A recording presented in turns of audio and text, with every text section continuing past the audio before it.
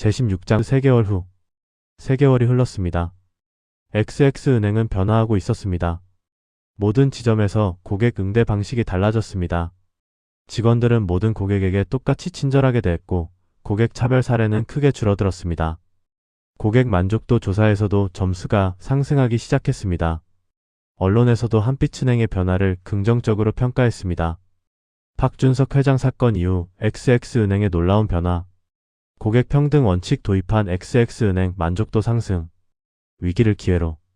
XX은행의 혁신. 주가도 조금씩 회복되기 시작했습니다.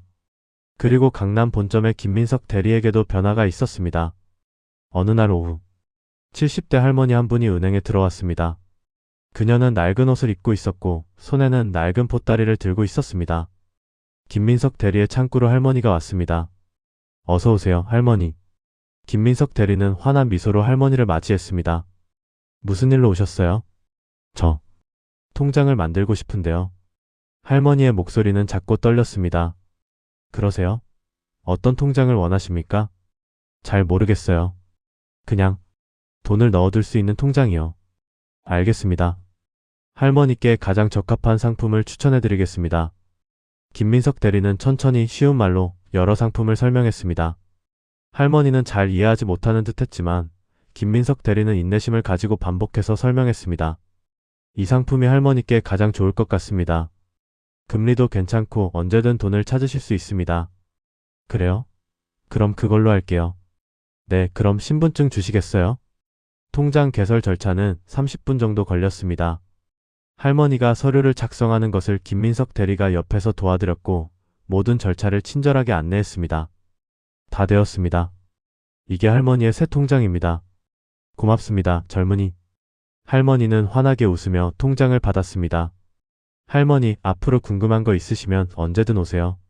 제가 도와드리겠습니다. 고마워요. 요즘 은행 직원들이 참 친절하네요. 할머니가 나간 후 옆 창구의 동료가 말했습니다. 민서가 많이 변했다. 예전 같았으면. 김민석 대리는 쓴웃음을 지었습니다. 예전에 나는 부끄러운 인간이었어. 지금도 가끔 그때 생각하면 얼굴이 화끈거려. 하지만 변한 거잖아. 그게 중요한 거지. 응. 박준석 회장님 덕분이야. 그분이 아니었으면 나는 계속 그렇게 살았을 거야. 김민석 대리는 창밖을 바라봤습니다. 제17장 제외. 그로부터 1개월 후. 어느 날 오후 XX은행 강남 본점에 한 노인이 들어왔습니다. 박준석 노인이었습니다. 직원들이 그를 알아보고 술렁였습니다. 저분이 박준석 회장님 아니야? 진짜네. 왜 오신 거지? 강현우 지점장이 급히 나와 노인을 맞이했습니다. 회장님 어서 오십시오. 무슨 일로 오셨습니까? 지점장님 오랜만입니다. 통장 하나 만들러 왔습니다. 네? 통장을요? 강현우 지점장은 놀란 표정을 지었습니다. 네. 다시 당신네 은행과 거래하려고 합니다. 이 말에 로비에 있던 모든 사람들이 놀랐습니다. 하지만 회장님께서 전액 인출하셨는데 그래서 다시 계좌를 만들러 온 겁니다. 노인은 미소를 지었습니다. 강현우 지점장은 황급히 VIP실로 노인을 안내했습니다. VIP실에서 강현우 지점장이 물었습니다. 회장님 무슨 일이십니까? 저희 은행과 다시 거래하시겠다는 것은 지난 4개월간 당신네 은행이 어떻게 변했는지 지켜봤습니다.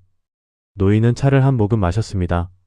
고객 평등 원칙을 도입했다는 기사도 봤고 직원 교육을 강화했다는 소식도 들었습니다. 그리고 실제로 고객 만족도가 올랐다는 통계도 봤습니다.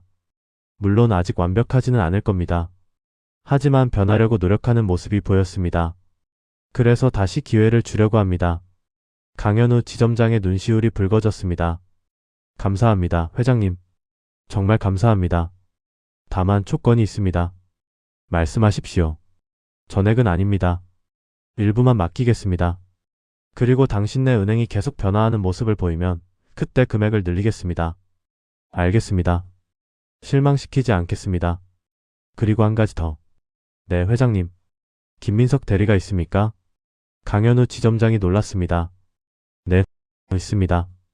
그 친구를 좀 불러주시겠습니까? 알겠습니다. 잠시 후 김민석 대리가 VIP실로 들어왔습니다. 그는 박준석 노인을 보자 얼어붙었습니다. 김 대리 오랜만입니다. 노인은 의자를 가리켰습니다. 앉으세요. 김민석 대리는 떨리는 손으로 의자에 앉았습니다. 긴장하지 마세요. 혼내려고 부른 게 아닙니다. 노인은 미소를 지었습니다. 저는 당신이 변했다는 이야기를 들었습니다. 동료 직원들에게 물어봤습니다. 요즘 김 대리가 어떻게 일하는지 말입니다. 김민석 대리는 고개를 들지 못했습니다. 모두들 당신이 많이 변했다고 하더군요. 모든 고객에게 친절하고 특히 나이 드신 분들이나 금융 지식이 부족한 분들을 잘 도와준다고 말입니다. 감사합니다. 김 대리. 노인이 김민석 대리를 똑바로 쳐다봤습니다. 사람은 실수를 합니다. 중요한 건 그 실수에서 배우고 변하는 겁니다. 당신은 그걸 해냈습니다.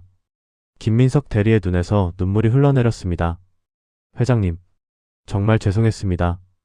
그리고 감사합니다. 이제 그 일은 잊으세요. 과거에 매달리지 말고 앞으로 더 좋은 은행원이 되세요. 네, 꼭 그렇게 하겠습니다. 노인이 자리에서 일어났습니다. 그럼 통장을 만들어 주시겠습니까? 김민석 대리가 황급히 일어났습니다. 제가 만들어 드려도 되겠습니까? 당연하죠. 당신이 제 담당 직원이 되면 좋겠습니다. 김민석 대리는 눈물을 닦으며 고개를 끄덕였습니다. 영광입니다, 회장님. 제18장 새로운 시작. 그날 이후 박준석 노인은 XX은행의 고객이 되었습니다. 처음에는 100억 원을 예치했습니다. 그리고 매달 은행을 방문해 직접 거래 상황을 확인했습니다. 그는 여전히 평범한 옷차림으로 은행에 왔습니다. 하지만 이제는 아무도 그를 무시하지 않았습니다. 모든 직원이 그를 정중하게 대했고 김민석 대리는 특히 세심하게 그를 응대했습니다. 6개월 후 박준석 노인은 예치금을 200억으로 늘렸습니다. 1년 후에는 300억이 되었습니다. XX은행은 계속 변화하고 있었고 그 변화는 실제 성과로 이어졌습니다. 고객 만족도는 계속 상승했고 주가도 회복되었으며 다른 은행들도 XX은행의 변화를 벤치마킹하기 시작했습니다. 고객 평등 경영의 모범 XX은행. 위기를 기회로 바꾼 XX은행의 혁신. 은행업계 XX은행 따라 고객 응대 방식 개선. 박준석 노인의 사건은 단순히 한 은행의 문제가 아니었습니다. 그것은 우리 사회 전체가 가진 편견과 차별에 대한 경고였습니다. 겉모습으로 사람을 판단하는 것, 돈으로 사람의 가치를 평가하는 것, 힘 있는 사람에게만 잘하고 그렇지 않은 사람은 무시하는 것. 이 모든 것들이 얼마나 잘못된 것인지를 보여준 사건이었습니다.